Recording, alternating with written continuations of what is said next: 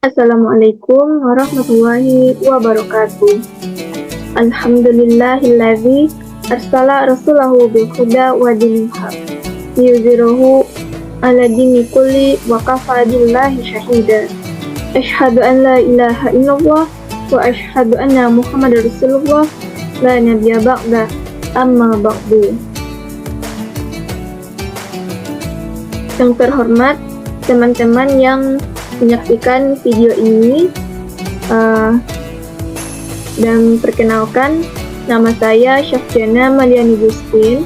Saya berasal dari pendidikan IPA C 23. Nah, di video ini saya mau memberikan sedikit atau memberikan sebuah ceramah singkat yang berjudul Berbaik Sangka.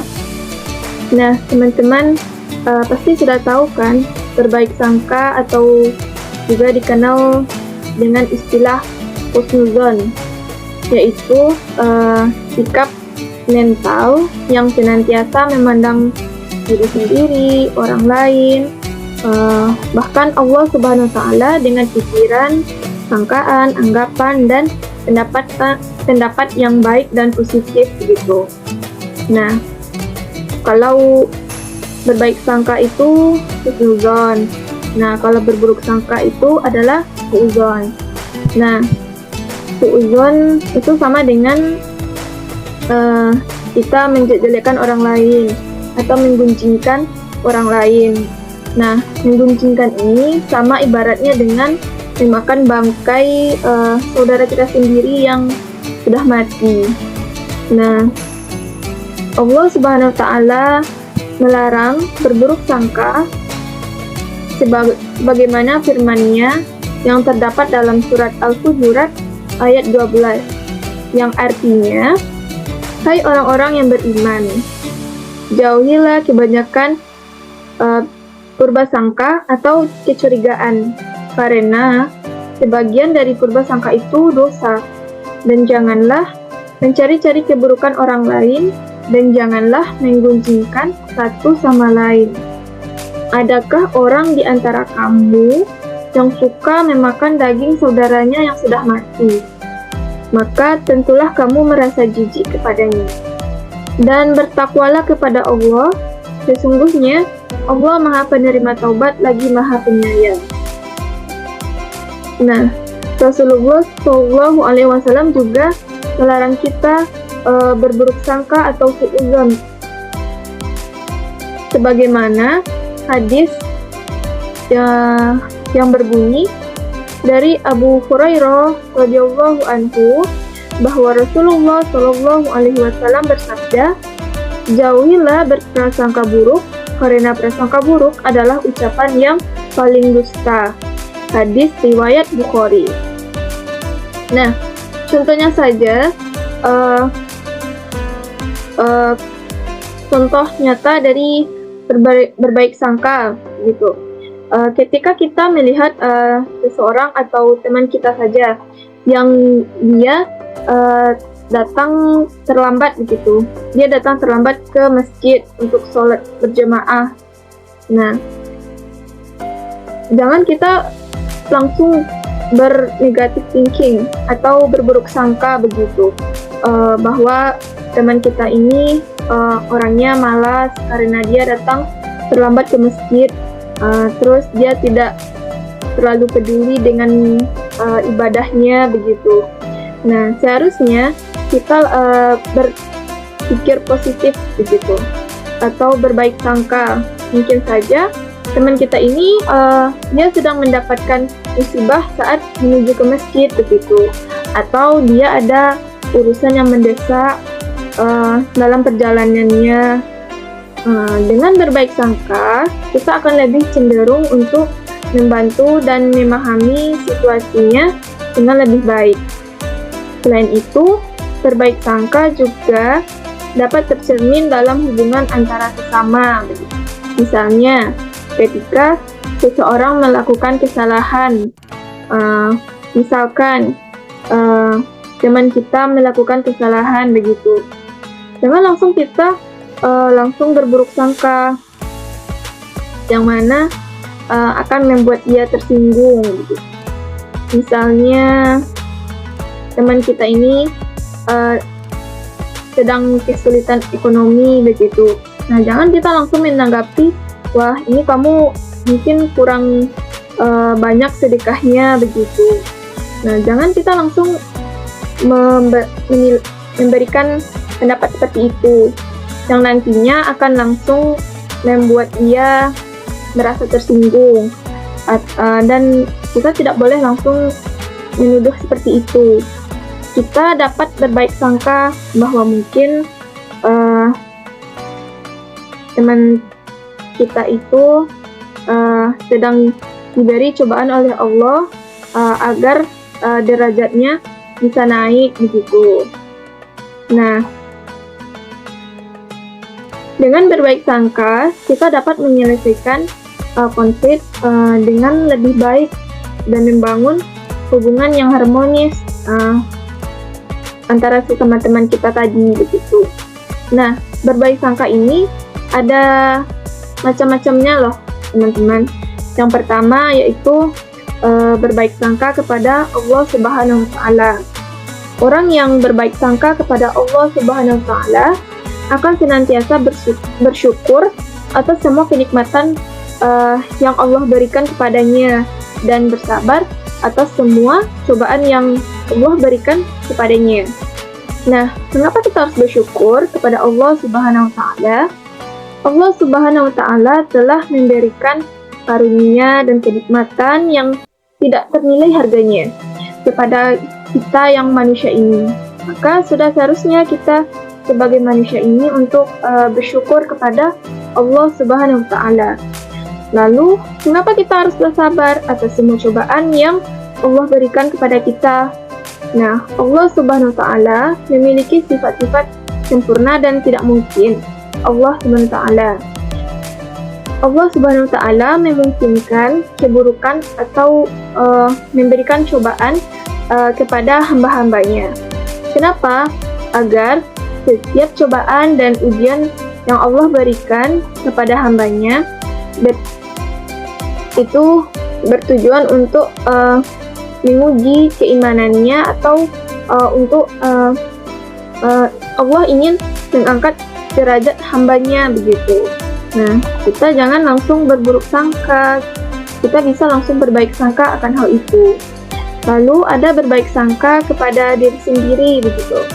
Nah, mungkin teman-teman pernah ya merasakan kesulitan hidup. Nah, lalu bagaimana kita menyikapinya? Apakah kita langsung berburuk sangka begitu? Sebaiknya jangan. Sebaiknya kita berbaik sangka lah, walaupun itu kepada diri sendiri.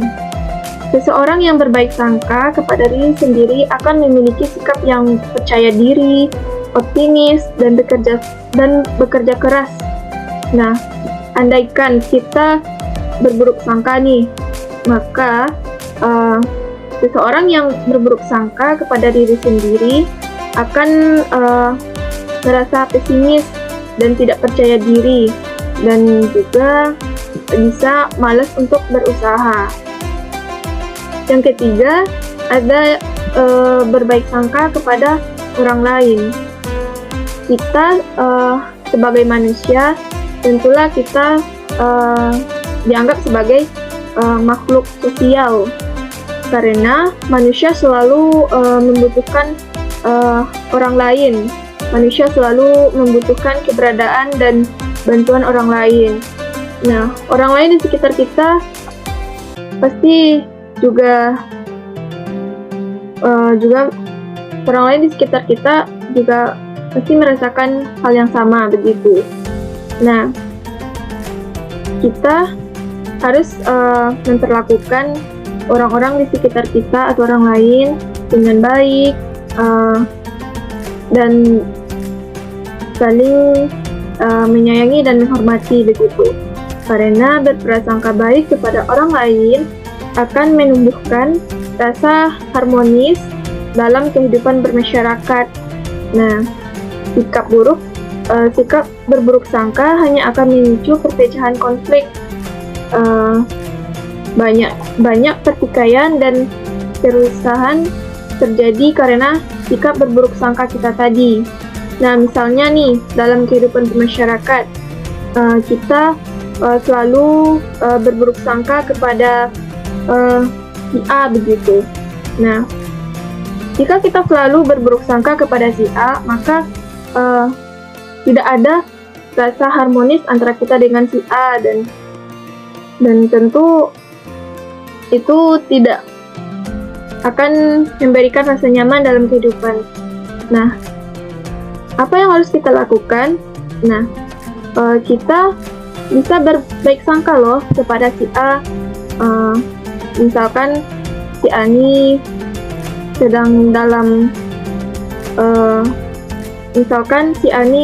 sedang diberi musibah seperti kecelakaan begitu. Nah, kita bisa membantu dia loh dengan berbaik sangka begitu. Mungkin saja Allah ingin mengangkat derajatnya, dan dengan berbaik sangka ini kita bisa menumbuhkan rasa harmonis antara kita dengan si A. Nah, jika berbaik sangka telah kita lakukan, maka tidak adalah rasa permusuhan antara sesama begitu. Oleh karena itu, marilah kita tumbuhkan berbaik sangka atau prasangka baik. Baik itu kepada teman, kepada keluarga, tetangga, atau sesama manusia, agar bisa hidup bahagia, baik di dunia maupun di akhirat. Nah, berbaik sangka ini pasti ada kan manfaatnya begitu. Nah, seseorang yang membiasakan diri berbaik sangka akan memperoleh manfaat seperti hidupnya jadi tenang dan optimis. Tentu saja orang yang berbaik sangka akan tenang dan optimis. Andaikan jika kita berburuk sangka begitu, pasti kita hidupnya tidak akan tenang dan gelisah karena pikiran-pikiran negatif yang ada di diri kita begitu. Lalu manfaat yang kedua yaitu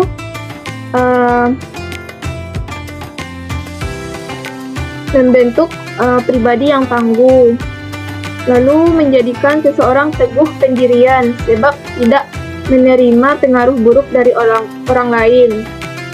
Dengan berbaik sangka, kita tidak akan mudah terpengaruh oleh orang lain loh, teman-teman. Misalkan si A sedang diberi cobaan oleh Allah, lalu datang si D, lalu si D bilang tentang si A ini begini. Nah, kalau misalkan kita langsung berburuk sangka, tentu kita akan percaya saja dengan yang dikatakan si D tentang si A. Nah, sebaiknya kita jangan seperti itu. Kita berpositif thinking lah, atau berbaik sangka untuk si A nih. Dan kita tidak akan terpengaruh oleh ucapan yang dari si D. Lalu, dengan berbaik sangka akan menyebabkan seseorang tidak mudah putus asa. Hubungan persahabatan dan persaudaraan menjadi lebih baik.